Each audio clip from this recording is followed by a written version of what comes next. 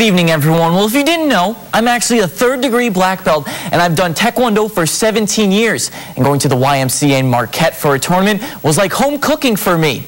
The Spirit Warrior Tang and Black Dragon Taekwondo joined for a tournament at the YMCA this morning. Students participated in forms of all kinds, including Jungun right here, and awesome moves by this group of white belts right here. They sure can kick to the ceiling. After forms was non-contact sparring, and these kids can punch and kick just like Bruce Lee and Jackie Chan. But here was the battle of siblings, brothers and sister rivalry going at it right there. But in the end, parents and kids all had a lot of fun, and the day was a success.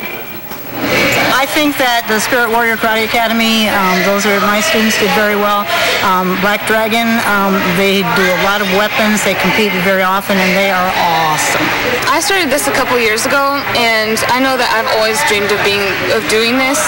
And we have a couple of disabled children in here that can definitely learn how to control their body and how to control their emotions and stuff. And it's great because they can feel like they accomplished something. And medals were awarded as prizes for competitors today. And if you want to see me do some kicking and punching action, just ask me and I'll just give you a little preview. And let's go to youth soccer at the Superior Dome. Marquette soccer taking on Howard Hurricanes of Green Bay. And Marquette gets on the board in the second half. Ben Garrow does a nice job getting through the Hurricane, finding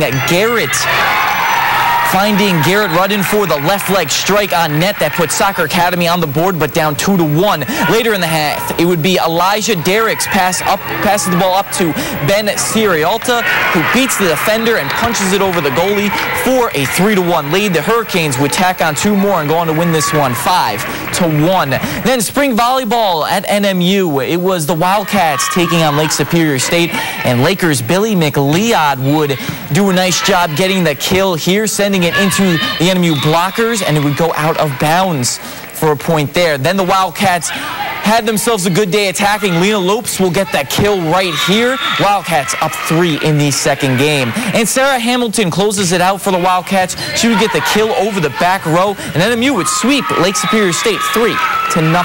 The second game was the NMU alumni taking on Lake Superior State because Michigan Tech did not participate today's contest due to all the injuries. And while they may be older, they can still play like the young guns. Take a look at that kill. That hit the Lakers out of their shoes. Then the block party started. Jasmine Calhoun will get the block like she is accustomed to doing for her 4 years at NMU right there. And then more kills for the alumni as they took the first set in this one and helped Lake Superior State prepare for their fall season. From there, the NIT for UP Insurance.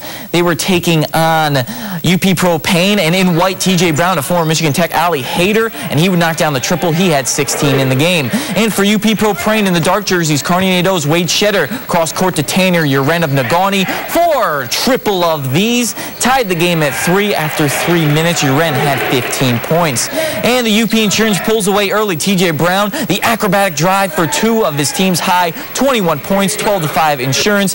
Back for Propane, Shetter leads the break to Kingsford. Caleb Harrington, he led UP All-Stars of UP Propane with 18 points. And the second half, both teams were in cruise control with Mike Hoynecke with the dunk here. Ferocious two-handed slam. UP Insurance coasts to the 89-61 victory. Advances to the winner's bracket final tomorrow. UP Propane gets to fight through the loser's bracket. Then earlier in Class B, it was Stonehouse in white, and Michigan Tech assistant coach Josh Bittner gets inside, and on a smaller defender, no contest here. He led with 21 points. For McNeil's Oilers of Crystal Falls in the first half, Eric Patterson to Eric Lehman. He's working inside, hits the jumper in the foul. Lehman poured in 22 points. Back for the White Shorts, it would be Jim Clement to former Michigan Tech standout Tim Strom of Marquette. Buries the triple. He contributed with 18 points. Then Terry Clement still has one of the smoothest jumpers you'll see in the region. The Jeffers grad knocks down the deep 3. Led all scorers with 25 points. Stonehouse would take over in the second half.